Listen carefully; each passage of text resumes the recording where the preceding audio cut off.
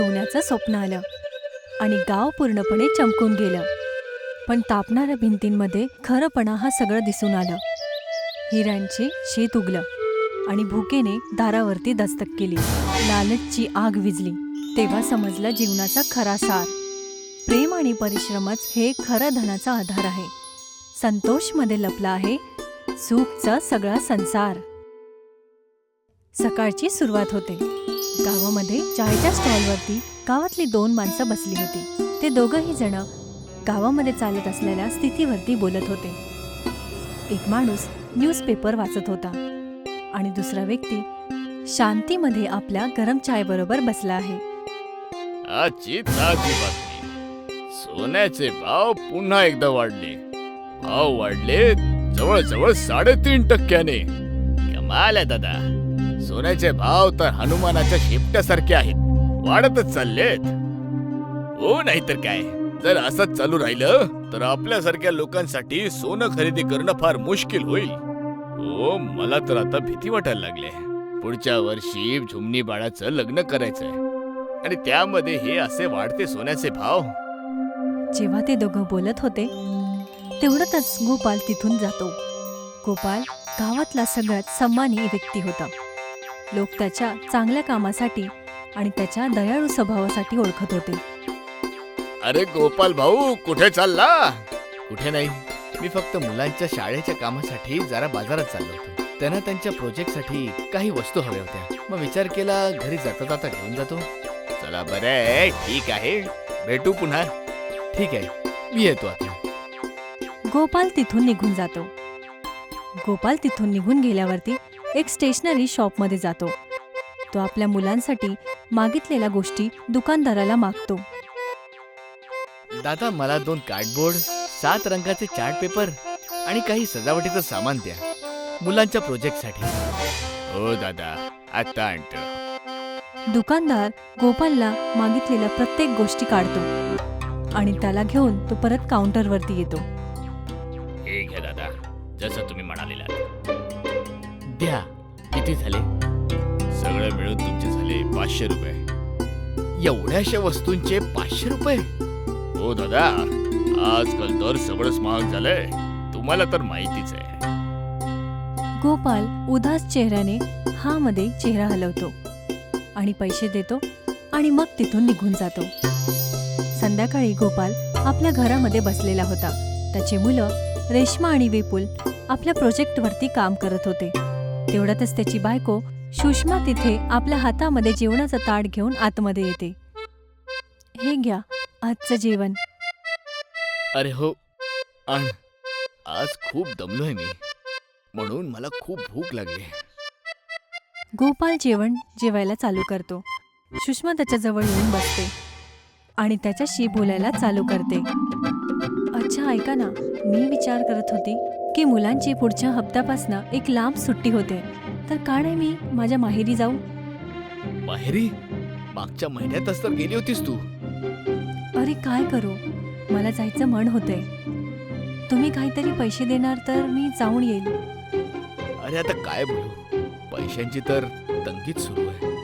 आपल्या गावात पैशाने घेऊन खूप अडचणी आहेत. लोकांकडे चांगला रोजगारच उरला नाहीये आणि आपलं गाव खूप मागासलेलं आहे, ज्यामुळे लोकांना खूप चांगल्या संधी पण नाही मिळत. हा बोलणं तर खरं आहे. मीना पण बोलत होती की त्याच्या मुलाला बाहेर जायचं आहे शिकायला, पण पैशाचा बंदोबस्त नाही होत आहे. हो का?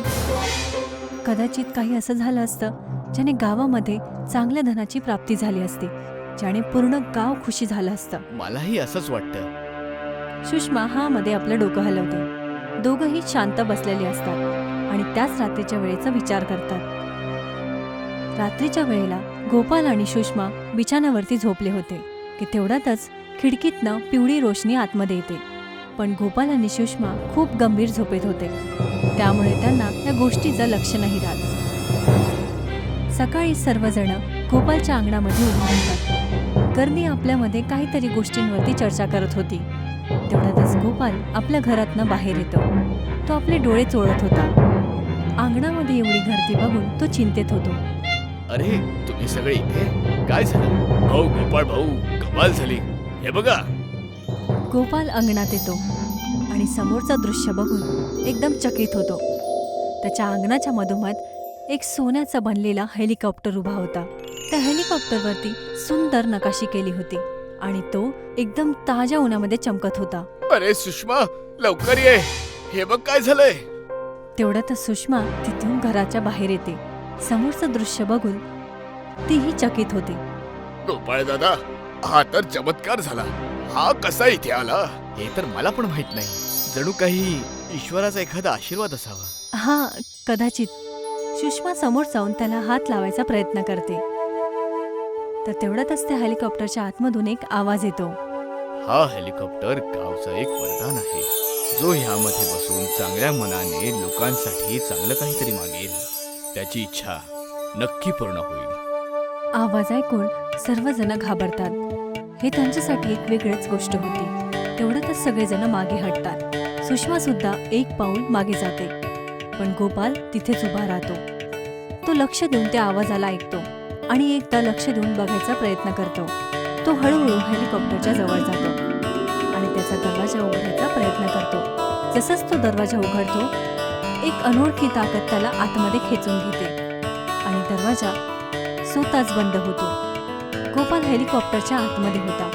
त्याला हे खूप वेगळंसं वाटतं की बाहेरून ज्या हेलिकॉप्टर खिडकी दिसत होती, आतमध्ये बघून तिथे कोणतीच खिडकी नव्हती. त्याच्या चारीकडे फक्त बंद असलेली भिंत होती. तेवढ्यातच हेलिकॉप्टर हलायला चालू करतो. काही क्षणातच गोपालला समजतं की तो जमिनीवरनं वरती जातोय. तो घाबरूनच आपल्या जवळच्या असलेल्या हँडलला फिट्ट पकडतो. बोल, काय इच्छा आहे तुझी. गोपाल काही क्षणासाठी घाबरतो आणि मग तो गंभीर श्वास घेतो. आमच्या गावामध्ये गरिबी खूप जास्त आहे. त्यामुळे मला असं वाटतं की आमच्या पूर्ण गावात सुख आणि समृद्धी यावी आणि गावातला प्रत्येक माणूस श्रीमंत व्हावा. हेलिकॉप्टर काही क्षणांसाठी हलत राहतो आणि गोपाल हँडलला एकदम कसून पकडतो. तर तेवढ्यात अचानक दरवाजे उघडतात. गोपाल बाहेरच्या रस्त्याकडे बघतो तर सर्व गावातली लोक तिथेच उभे होते. त्यांच्या चेहऱ्यावरती जिज्ञासा आणि भीती पूर्णपणे दिसत होती. गोपाल लगेचच हेलिकॉप्टरच्या बाहेर येतो. सर्व गावातली लोक त्याच्या जवळ यायला लागतात आणि त्याच्या जवळ येतात. काय तुम्ही ठीक आहात? हा, मी ठीक आहे. काय झालं होतं दादा? जेव्हा तुम्ही आतमध्ये बसलात, हे हेलिकॉप्टर इथून गायब झालं होतं. आणि तुमच्यासोबत काय झालं? या हेलिकॉप्टरच्या बाहेर तर खिडक्या दिसतात, पण आतमध्ये तर फक्त भिंती आहेत. मी आतमध्ये बसलो होतो तर ही जोरात हलू लागलं आणि अचानक उडालं. मग ह्याने मला माझ्या इच्छा विचारल्या. मग तुम्ही काय बोललात भाऊ? काय म्हणणार होतो? मी तर फक्त गावासाठी सुख आणि समृद्धी मागितली. पण आतापर्यंत तर काही बदलाव नाही झाला. असं वाटतं हे कोणीतरी मस्करी करतं. हे विसरून जा. आपण सगळ्यांनी आपापल्या घरी निघूया. तेवढ्यातच एक गावातला व्यक्ती लक्ष देतो की हेलिकॉप्टर स्वतःहूनच गायब झाला. पण अजून काहीतरी वेगळंच होतंय. गावातली घरं हळूहळू सोन्यांमध्ये परिवर्तित होत होते. अरे भाऊ, हे काय बघतोय आम्ही? काय झालं? अहो भाऊ, ते बघा. गोपाल आणि सुषमा बाकी गावातल्या लोकांसोबत बघतात तर समोरचं दृश्य बघून त्यांचे डोळे एकदम मोठे होतात. एक एक करून गावातली सर्व घरं सोन्यामध्ये परिवर्तित होत होती. सर्व गावातली लोक आपापल्या घरी जातात. घरी पोहोचल्यानंतर ते सर्वजण चकित होतात की त्यांची भिंत आता मोठ्या सोन्यांमध्ये बदलून गेली होती. कोणालाच नव्हतं समजत की हे कसं झालं आहे. पण प्रश्न विचारण्याच्या ऐवजी ते त्याला देवाचा आशीर्वाद समजून स्वीकार करतात. हळूहळू सर्वजण भिंतीच्या पतल्या हिस्स्याला तोडून सोनं काढायला लागतात किंवा त्याला विकून त्याचे दागिने बनवू शकतील. दिवस निघतच चालले होते आणि लालचही वाढत चालला होता. भिंतीमधून एवढं सोनं काढलं जात होतं की काही घरांमध्ये मोठे मोठे छेद झाले होते. काही लोक काम करायला सोडून देतात आणि त्यांची सेहतही बिघडत चालली होती. दिवसाची सोन्याची भिंत उन्हाने खूप तापत होती. घर एकदम भट्टीसारखं गरम होत होतं. लोक घामाने भिजत होते आणि खूप चिडचिडे होत होते. आता त्यांना समजायला लागलं होतं की चमकणारा सोना तेवढाही चांगला नाही जेवढं त्यांनी ते आधी बघितलं होतं. मग एके दिवशी सर्व गावातली लोक एकत्र येतात. गोपालही त्यांच्यासोबत उभा होता. सर्वजण आपसांमध्ये हे बोलत होते की आता त्यांच्या गावामध्ये काय चुकीचं होत आहे. कमळ भाऊ, तुम्ही मागितलेलं वरदान तर पूर्ण झालं, पण आता हे वरदानपेक्षा जास्त श्राप वाटू लागलाय. हो नाहीतर काय, घरातल्या भिंतीवर छिद्र, डोक्यावर घाम आणि काम न केल्यामुळे शरीरावर असर.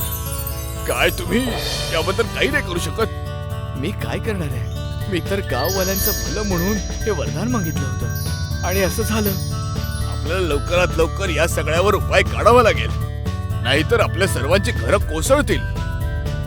गोपाल चुपचाप हा मध्ये आपलं डोकं हलवतो. घरी जाताना गोपाल बघतो की तोच सोन्याचा हेलिकॉप्टर परत त्याच्या घराच्या अंगणामध्ये उभा होता. हे बघताच तो लगेचच धावत आपल्या घराकडे जातो. गोपाल हेलिकॉप्टरच्या जवळ पोहोचतो. तो काही वेळपर्यंत तिथेच उभा राहतो आणि मग हलक्या झिजकने दरवाजा उघडतो. परत तेच होतं. एक अनोळखी ताकद त्याला आतमध्ये खेचून घेते. आतमध्ये अजूनही चारीकडे सोन्याची भिंत होती. हेलिकॉप्टर परत हलायला लागला. गोपाल चुपचाप बसतो आणि हँडलला पकडतो. बोल, काय इच्छा आहे तुझी? माझी इच्छा आहे की आमची घरं आता सोन्याची नको. नाही, एक मिनिट. माझी इच्छा आहे की आमची घरं पूर्वीसारखी व्हावीत, पण आमच्या शेतामध्ये भाज्यांच्या ऐवजी हिरे पिकावेत. हेलिकॉप्टर परत हलतो आणि थोड्या वेळातच तो परत शांतही होतो. गोपाल हेलिकॉप्टरच्या बाहेर येतो आणि त्याच्या समोरच तो हेलिकॉप्टर परत एकदा गायब होतो. हे बघून तो खूप गंभीर श्वास घेतो. दिवस बदलतो. आता गावातली लोक आपल्या शेतामध्ये हिरे उगवायला लागले आणि मग परत तेच लालचची सवय चालू झाली. लोक हिऱ्यांची खरेदी विक्रीमध्ये लागून जातात. पण हळूहळू त्यांना समजायला लागलं की हे वरदान नाही, तर लपलेली एक समस्या आहे. काही दिवसानंतर खाण्याचीही कमतरता यायला लागली. गावामध्ये ताज्या भाज्या नाही राहिल्या. सगळ्यांच्या चेहऱ्यावरती चिंताही साफ दिसत होती. गोपाल बिछाण्यावरती बसला होता. तेवढ्यात सुषमा तिथे येते. तिच्या चेहऱ्यावरती चिंताही साफ दिसत होती. घरामध्ये जेवायला काहीच भाज्या नाही आहेत. काय? काही नाहीये? नाही. सुंदरलालने तर भाजींचा ठेला लावायचाही बंद केला आहे, कारण आता सर्वांच्या शेतामध्ये फक्त हिरे निघतात. काल शेवटची भाजी उरली होती, आता ती सुद्धा संपली आहे. आणि असंच जर चालू राहिलं तर आपल्याला पौष्टिक गोष्टींशिवाय घर चालवावं लागेल. हे बघून गोपालही घाबरतो. तो लगेचच उठतो आणि तिथून बाहेर निघून जातो. गोपाल रस्त्यावरती चालत जात होता. तो खूप चिंतित होता आणि आपल्याच विचारामध्ये गुंतलेला होता.